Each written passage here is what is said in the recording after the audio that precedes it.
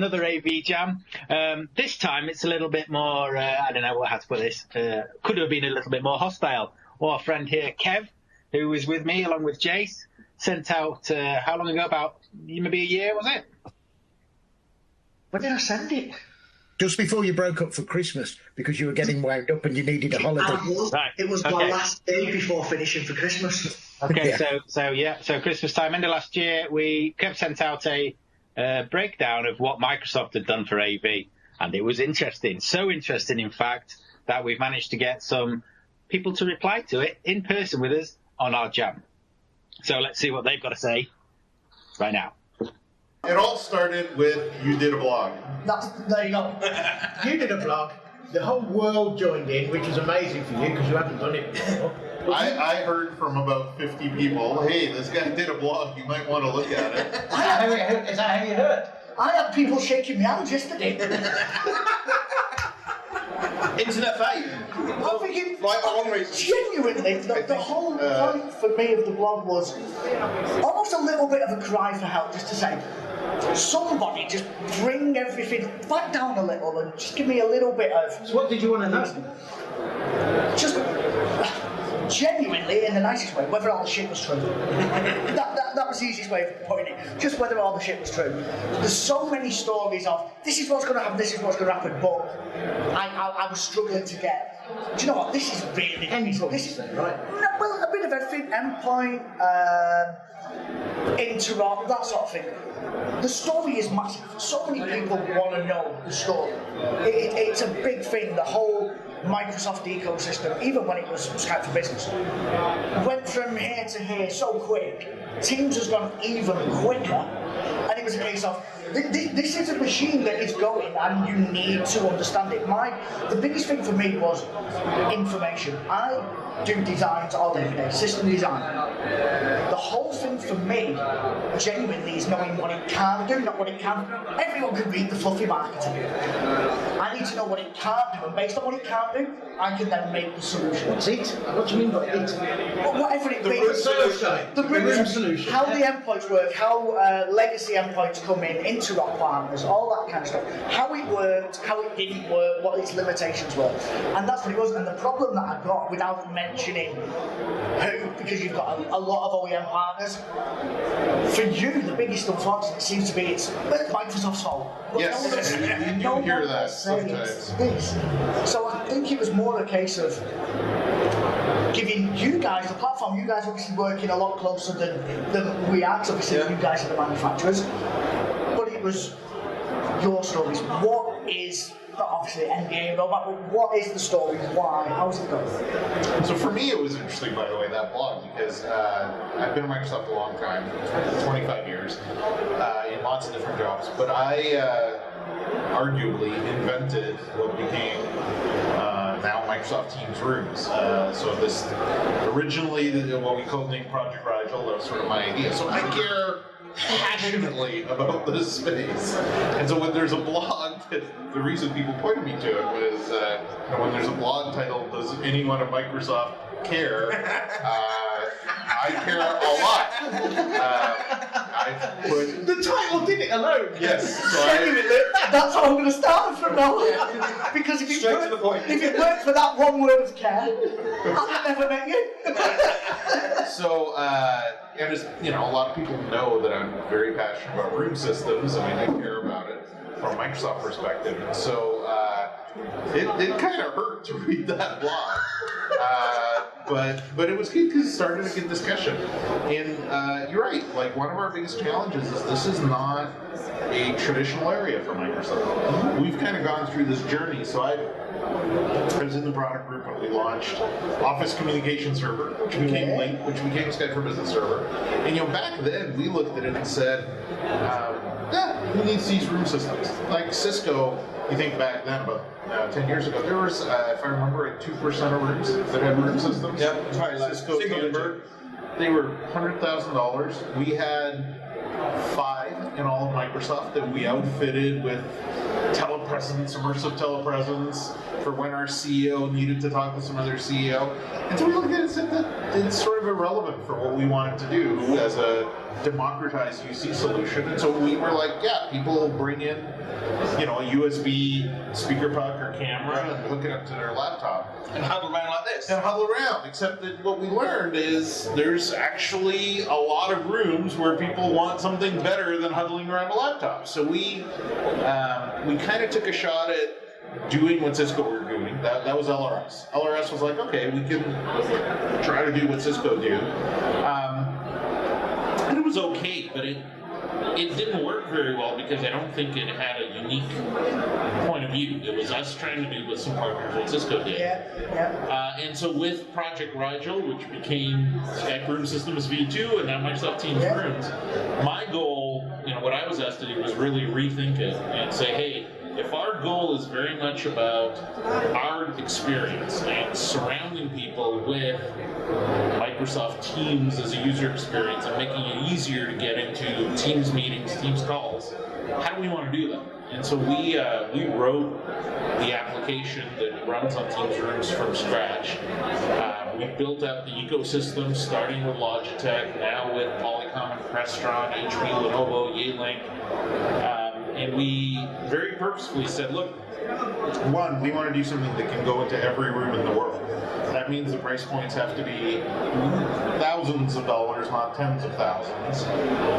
That means for us that we should leverage USB standards, PC standards, all the stuff that was built up. We also said, my goal early on was my competitor is a phone. Most rooms in the world have a phone. So for most people, the room experience is I come in, I dial a phone number. So if they can't start or join a Teams meeting faster than they can dial a phone, I lose. So that was in my review, my actual KPIs. So, make it work. Well, that does work. I've been pressing all the buttons today. And that does work. Good. Even for what's it like me? He presses everything. Yes, but like what users do, they try and break it. Yeah, totally. And traditionally, and I still see this in too many meetings get started. We did a study 13 minutes late because that's how long it takes. That's conservative, I think. It's an average. It's an average, right? And if you also then say an average meeting has, say, 6 people, and then you multiply that by what our companies pay us, that's a lot of money. That is absolute time wasted. And I think what was nice, you especially will agree with this, with your background, the idea of, like I said, people come into a room, yes, it's a Wintel compute, but people, when they think of that, think laptop or huddle around at the end. You especially, just like me, from a video point of view, that was always a scary proposition that we were going to sit here and look at a laptop. That was mental. And that's why me and Mo and yourself, we are a VC code. We like something that's tangible, fixed, doesn't move, With AV connections. Totally. So I or think, whatever you might have on the table. I think the beauty then that you as Microsoft are coming in and saying, look, we're going to do it with Wintel Compute. We understand that our OS is capable of this. We understand now that PCs have enough processing power to do this. We know there's a standard USB, but we still expect you to treat it like you would a VC room. You've still got to have them devices, them peripherals that actually do the job instead of all huddling. Certified, qualified, will work every time. So that's where I think we're taking an approach. Look, I think the whole industry is going towards standard compute, standard peripherals. Other than Cisco, maybe Huawei, all the companies that had the proprietary connectors are going to USB. So, what differentiates us from a Zoom or a Google or something? Well, I actually think it's the program we've built of certification validation. So, when Lenovo come out with a Microsoft Teams room system, they come out with one that locks all the cables in and secures them with a Kensington lock. That's because of our spec. Because our spec says you cannot have exposed ports where someone can stick in a thumb drive. Oh, I need that cable for my PC at home. That's the one. That's the one. So we spend a lot of time, money, and effort to validate this ecosystem. And kind of to your first point earlier about we're going to blame Microsoft, it's been an interesting journey because it is very disruptive to some vendors. there's folks whose businesses are going to have to evolve and change and go to standard connectors and thousands instead of tens of thousands of price points. And so it's very easy, and I don't mean to say this defensively, but it's very easy to point the finger at Microsoft. Sometimes it's deserved. But I think a lot of the folks that sell big, traditional, expensive VTCs are struggling, and therefore it's maybe sometimes easier to point at us as a problem. Yeah, It's not you though, it's the user. I sat in a session from Ira Weinstein only yesterday, losing track of days now, only yesterday, and the room's degraded. What was the boardroom will now be just sat in a standard room, and what was now a standard room will be sat in a sort of huddle room. So it's the user, it's not Microsoft, it's not, Crestron or Yealink or anyone, it's us. That's it, and I suppose then The user needs to change it. I totally relate to this because, so at Microsoft, as I said, about 10 years ago, we had, I think it was 5 telepresence rooms. It wasn't more than 10. Maybe at its height it got to 10. So the CEO had one, top execs. That's it. No one else could use them, could they? No one else could book them. Oh, they were highly secure. Highly secure. So now we just hit our 3500 room with Microsoft Teams room system. And that's not, we're only halfway there. So we have 15,000 rooms worldwide. It's kind of amazing. I was talking to our CEO. He didn't know that. He was like, wow. So half of those are sort of phone and focus rooms. So we're going to put those aside for a second. 7,500 rooms are meeting rooms. Our goal is to, for the first time in the company's history, to have a video room system in every one of those rooms. And so we did 2,500 to do our whole corporate campus in Puget Sound. We've done 1,000 internationally now. This next year we're going to do 2,000 more. The following year we'll finish them off. And then after that, I'm circling back and getting the focus rooms done too. We have a new generation of devices for those. As part of that, our boardroom, which used to cost hundreds of thousands of dollars, it's an MTR. It has been for the last year. It's got 2 really nice, beautiful displays. It has a ceiling tile, Sennheiser ceiling tile. So but still, those are maybe $2,000, not $100,000. It has a Lenovo MTR. I've tried a couple of different MTRs. It has a nice camera. It's a Polycom Eagle Eye Director 2. That's it. And that's the beauty of it. You can pick and choose the best of breed for each space. Not fixed to it on this size, 55-inch, end up. But to your point, that configuration I just described, that's in our new campuses being built.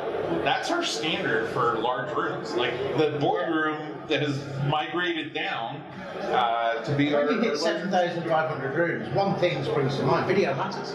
Video matters. Before, video didn't matter. Really? It was always a second-class citizen, wasn't it? Yeah. Audio first. It was an exec's thing. Toy. And now it's everybody. Yeah, and one of the things that was super interesting for me was I went down to LinkedIn's campus, and we're trying to kind of integrate cultures and so forth.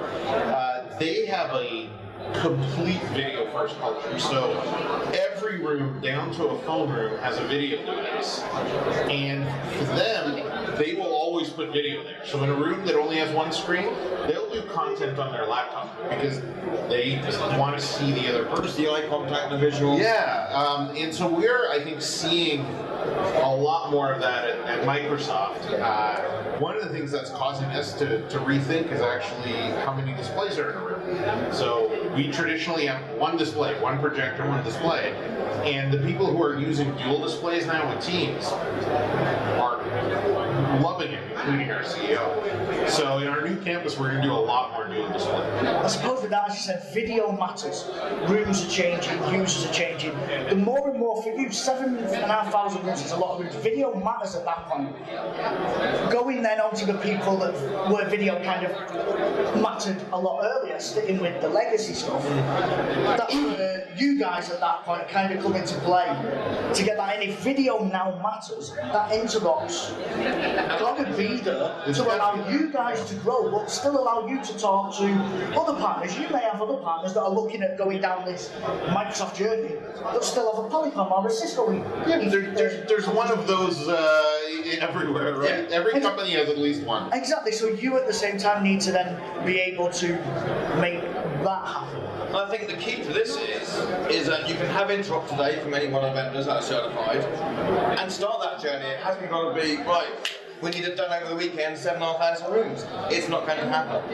So by having the interop service powers that to let's start this journey, and then you can, again, as you say, talk to the outside world. You're not locked into an ecosystem.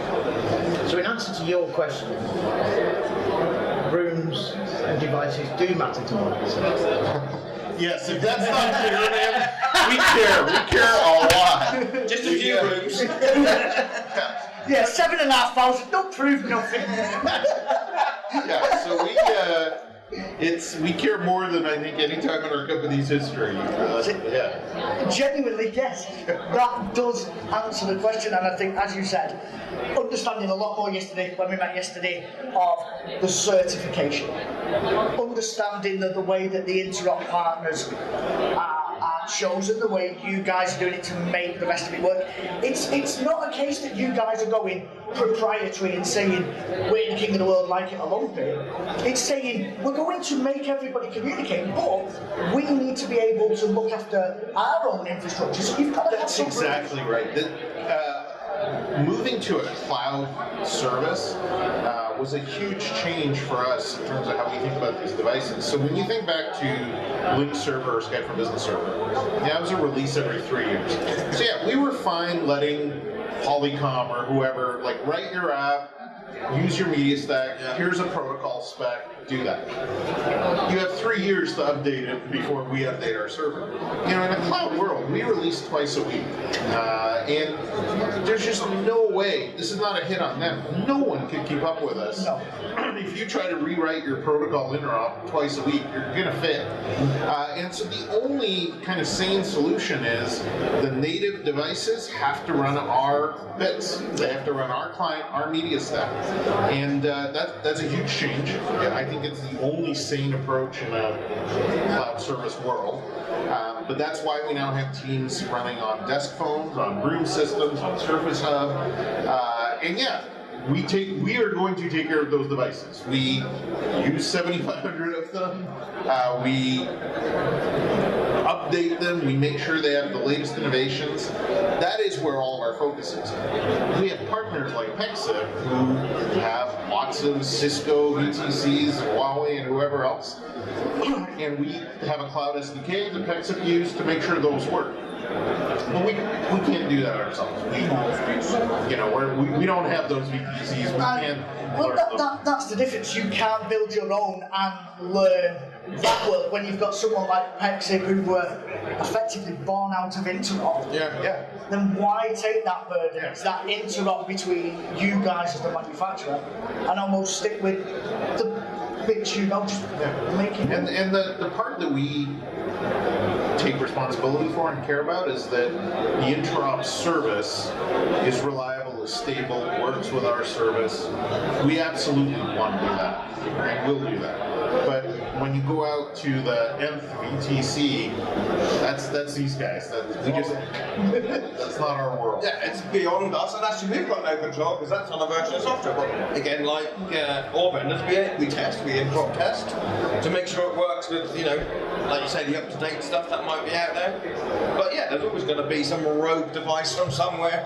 Oh, you've still got someone rocking, let's say, a Sony system running 263.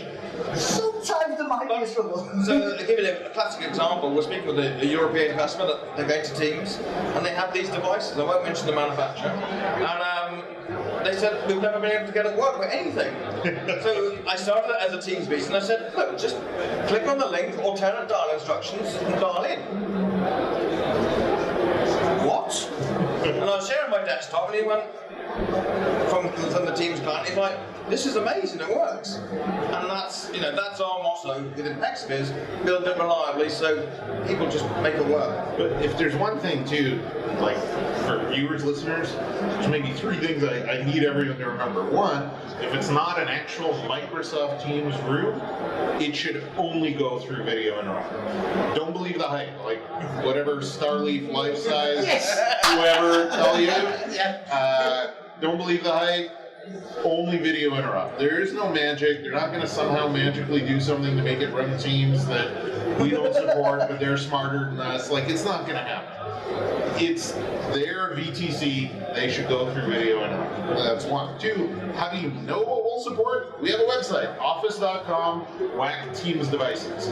If it ain't on there, it goes through video interrupt. Very, very clear. And then the last thing is, the only systems that we support that join both Skype for Business meetings and Teams meetings are Microsoft Teams rooms. They both join Skype for Business and Teams. There are only like dual clients. We will continue that for as long as there are Skype for Business meetings. But anything else, video interrupt. And that's the only way I genuinely believe customers will have a good experience. So there we go. That's another AV Jam complete. ISE 2019 done and dusted. Thanks very much to Ilya from Microsoft and Graham from Pexip. Clearly, Ilya's got some really good advice for people there, thinking about their Teams, Skype, room systems, and who they're working with. Just because it's on the tin doesn't mean it's the right thing. Anyway, hopefully we'll catch up with you guys again soon, and we'll have another jam released into the wild in no time.